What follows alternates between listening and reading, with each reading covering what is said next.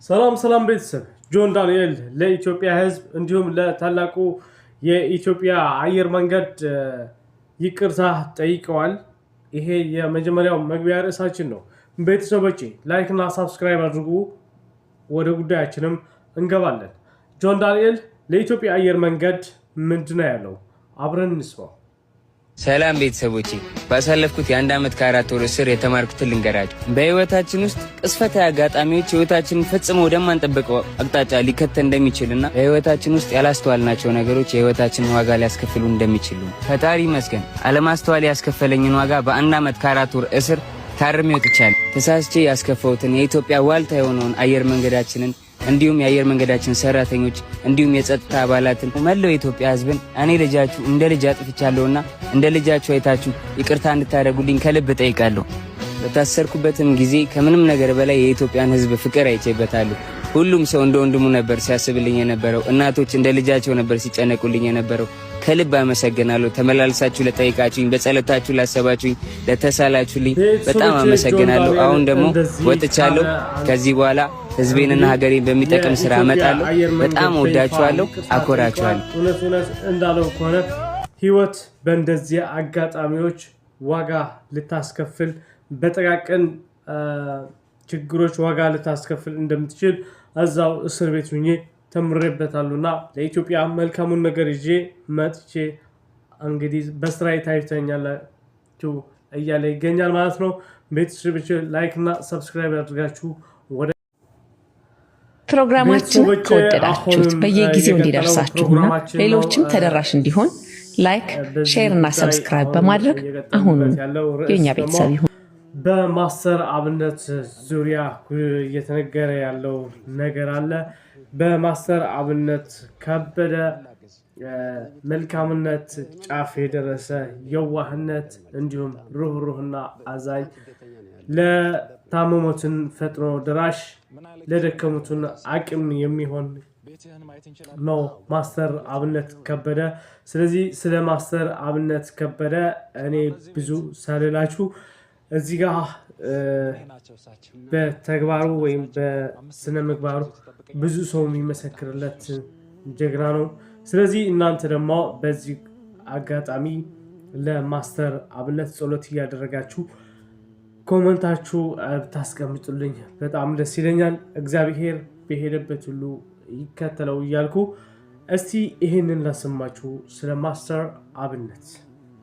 እጅግ በጣም ደስ የሚል ዜና ልነግራችሁ ነው። ማስተር አብነትንና ወንድማችንን አብርሃምን ተመልከቱት። አብርሃም በጭንቅላት ካንሰር ታሞ ሰሞኑን ቲክቶክ ላይ የተለያዩ ቪዲዮዎች ሲሰሩለት ተመልክታችሁታል ብዬ አስባለሁ። አብርሃም ታዲያ አስቸኳይ ሕክምና ያስፈልጋል ተብሎ ብዙ ገንዘብ ተጠይቆ ነበረ።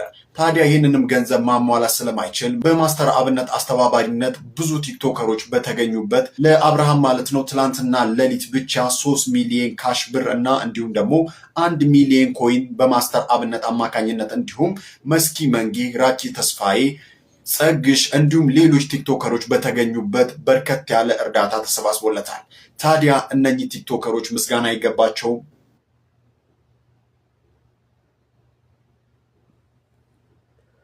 ቤተሰቦች እንደሰማችሁ ነው የማስተር አብነት ከበደ ፕሮግራም አሁንም እየቀጠለ ነው። ማስተር አብነት ከበደ ማለት በጣም የኢትዮጵያ እንቁ የሆነ ልጅ ነው። የኢትዮጵያ እንቁ የሆነ ለደከሙትን ፈጥኖ ደራሽና ለታመሙትን አጋዥ ለሆነ ሰው አሁንም ደግሞ በጸሎት አግዙኝ፣ በጸሎት እኔን የኢትዮጵያ ሕዝብ መልካምነታችሁን አሳዩኝ፣ በጸሎት የገንዘብ ድጋፍም ብዙም አልፈልግም ብለዋል። ስለዚህ እናንተ በጸሎትና በጸሎት በየሃይማኖታችሁ ጸሎት አድርጋችሁ እንድታስቡኝ ፈልጋሉ ሲል ተናግረዋል። አብነት ከበደ ወደ እስቲ ያውራው እንስማው። በጣም አዝናለሁ። በእኔ ምክንያት ይህ ሁሉ ህዝብ እንዲጨነቅ በማድረጌ በጣም በራሴ አፍሬያለሁ። ማንም ሰው ባያውቅና ባይሰማ በጣም ደስ ይለኝ ነበር። ያው በአንዴ ወጥቷል፣ ምንም ማድረግ አልችልም። እረዳለሁ፣ በደንብ ይገበኛል። እንደ ወንድማችሁ አይታችሁኝ በጣም ስለምትወዱኝ እየተጨነቃችሁ እንደሆነ በደንብ ይገበኛል፣ እረዳለሁ። በጣም የምትወዱኝ ከሆነ በጣም ለኔ የምትጨነቁልኝ ከሆነ አሁን የሚላችሁ ነገር እንድታደርጉ በተተና ነው የሚጠይቃችሁ። ለኔ በዚህ ሰዓት ምንም አይነት የገንዘብ እርዳታ ወይም ድጋፍ አያስፈልገኝም። ለኔ በዚህ ሰዓት የሚያስፈልገኝ አሁንም ደግሜ የምነግራችሁ የኢትዮጵያ እናቶች ጸሎት፣ የኢትዮጵያ አባቶች ጸሎት፣ የወጣቱ ጸሎት፣ ሁሉም በየእምነቱ እንዲጸልዩልኝ፣ ሙስሊሞች ዱዓ እንዲያደርጉልኝ ብቻ ነው የሚፈልገው። ከዚህ ውጭ ግን ሌላ ነገር የሚሆን ከሆነ ሌላ ህመም እየታመምኩባችሁ እንደሆነ በደንብ እንድትረዱልኝ እፈልጋለሁ። ከምንም በላይ እግዚአብሔር የእናንተን ጸሎት የእናንተን ልመና ሰምቶ እኔን እንደሚፈውሰኝ አምናለሁ። ለኔ የሚያስፈልገኝ በዚህ ሰዓት ላይ ይህ ብቻ ነው። ምናልባትም ይህንን አጋጣሚ በመጠቀም በእኔ ስም የተከፈቱ በጣም ብዙ ፌክ አካውንቶች አሉ። ገንዘብ እንዳይሰበሰብ አደራ ማለት እወዳለሁ። ይህንን መልእክቴ ደግሞ ለሁሉም አድርሱ፣ ጸልዩልኝ። ሌላ ምንም እርዳታ አያስፈልገኝም። አመሰግናለሁ። ነው የሚያስፈራው። ከተማው ለምንድነው ማታ ማታ ጊዜ ሰው የሚጠፋው? ለምንድነው ሰዎች የማይሰሩት? ልክ እንደ ዱባይ፣ ልክ እንደ ኒውዮርክ ለምሮ ሰዎች ማታ ማታ የማይሰሩት? ሰዎች አይሱ እናንተ ለምንድነው የማትሰሩት? የማትሰሩት ስለማታምኑ ነው። ብሰራ ይሳካል የሚል እምነት ውስጣችሁ ከሌለ አትሰሩ። ድሮ ሞክሬ አይደለ መች ተሳካልኝ፣ ጥሬና መች ተሳካልኝ። እዚህ ሀገር እኮ የሚሳካላቸው ሰዎች እንትና ናቸው። ብሔራቸው እንትን የሆነ ባለሀብት የሚያውቁ ባለስልጣን የሚያውቁ ሰዎች ናቸው እንጂ እኔማ ብሰራ አይሳካልኝም የሚል ውስጣዊ ኢነር ኔጌቲቭ የእምነት ስርዓት ካላችሁ አትሰሩ። ይኸውላችሁ ለስኬት ደግሞ ብዙ ሰዓት መስራት አለባችሁ፣ በጣም ብዙ። አሁን ለምሳሌ ያህል ብዙ ባደጉ ሀገሮች ላይ በእርግጠኝነት አለ የሌሊት ስራ በብዙ ሀገራቶች። እኔ በሌሊት ስራ ሲሰሩ ማቃቸዋለሁ። አሁን ለምሳሌ ያህል ሳውዲ አረቢያ ብንወስድ እኔ ያለሁበት ነው። ሳውዲ አረቢያ ማለት በሌሊት በጣም ብዙ ስራዎች ይሰራሉ። እስከ